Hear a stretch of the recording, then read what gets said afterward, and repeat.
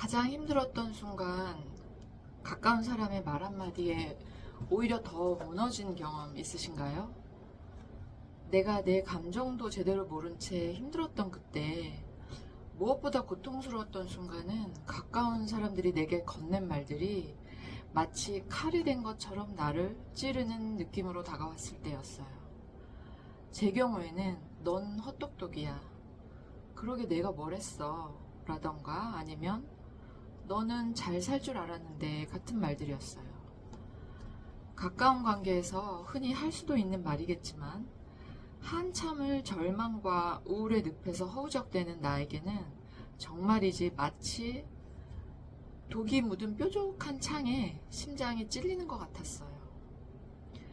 나중에 힘든 시기가 다 지나고 나서야 그 말이 나를 비난하기 위한 말이 아니라 걱정과 잘되기를 바라는 마음에서 나온 거라는 걸 헤아려 볼 수 있게 됐어요. 하지만 그 순간에는 그런 마음이 전혀 들지 않았어요.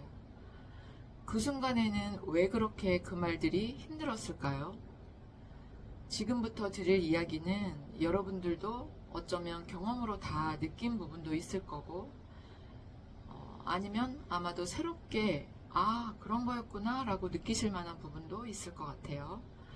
내가 힘들 때 가까운 사람들이 자주 하는 말들이 왜 더 아플 수밖에 없는지를 세 가지 관점에서 이야기 드려볼게요. 첫째, 그때 그 순간 나에게 진짜로 필요했던 건 바로 내 감정을 안아주는 한마디였어요. 나에 대한 평가도 해결책도 채워지지 않은 기대도 아니었어요. 상처 입고 고통스러웠던 나한테 필요했던 건 바로 안전하게 숨쉬고 존재할 수 있는 친밀한 안전지대였던 거예요. 어떻게 보면 마음의 피난처이자 안전한 베이스캠프 같은 거죠. 우리는 내 편이라고 느끼는 가까운 사람에게서 네 감정은 이상한 게 아니야. 충분히 그럴 수 있어. 라는 타당화가 필요해요. 맞다 틀리다가 아니라 내 입장에서는 그 감정이 너무나 자연스러운 거라고 수용받는 거죠. 특히 부모나 배우자 또는 절친과 같은 애착관계에서는 수용받는 경험이 더욱더 중요합니다. 그래서 넌 헛똑똑이야. 내가 뭘 했어. 넌 잘 살 줄 알았는데 라는 말은 그 당시에 나한테는 이렇게 들렸어요. 넌 잘못됐어. 넌 제대로 판단할 줄 몰라. 너에게 실망했어. 이미 1차 고통으로 아픈 마음에 그 말들은 더 아프게 꽂히는 2차 상처였던 거예요. 둘째, 그 말들이 정말 아플 수밖에 없는 또 하나의 이유는 내 안에 이미 나를 다그치고 있는 내면의 비평가의 목소리가 있기 때문이에요. 우리는 살아오면서 외부의 목소리를 흡수해서 내 안에 나를 감시하고 다그치는 목소리가 자리 잡게 돼요. 이 목소리는 나 자신이 잘 되기를 바라는 부분이기도 하지만 그 결과가 좋지 않을 때면 더 가혹해지기 쉬워요. 그 상태에서 타인의 비판적인 말이 더해지면 나의 내면의 목소리와 외부의 목소리가 합창이 돼버려요. 그래서 혼자의 목소리보다 훨씬 크게 또 훨씬 깊게 울려서 마음이 진짜 고통스러울 수밖에 없어요. 그런데 여기서 끝이 아니에요. 나와 외부 사이의 경계가 무너지면 상황은 더 어려워져요. 이게 바로 세 번째 이유인데요. 취약한 순간엔 나를 지키는 경계 자체가 힘을 잃어버려요. 건강할 때는 나와 외부 환경 사이의 접촉 경계가 되게 유연하게 작동해요.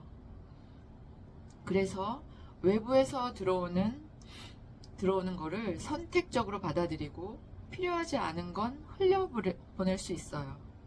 그런데 깊은 상실이나 스트레스로 무너진 상태에서는 이 경계 자체가 힘을 잃어버려요.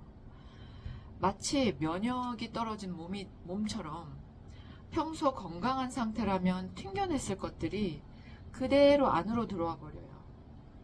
피부가 성한 사람한테 소금물은 그냥 좀 짠 거지만 피부가 벗겨진 사람한테 소금물은 극심한 고통이 되는 거하고 같아요.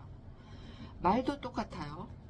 평소엔 흘려들을 수 있었던 말이 취약한 상태에서는 경계 없이 내면으로 깊숙이 파고들어요. 말의 내용이 바뀐 게 아니라 받아들이는 나의 상태가 달라진 거예요.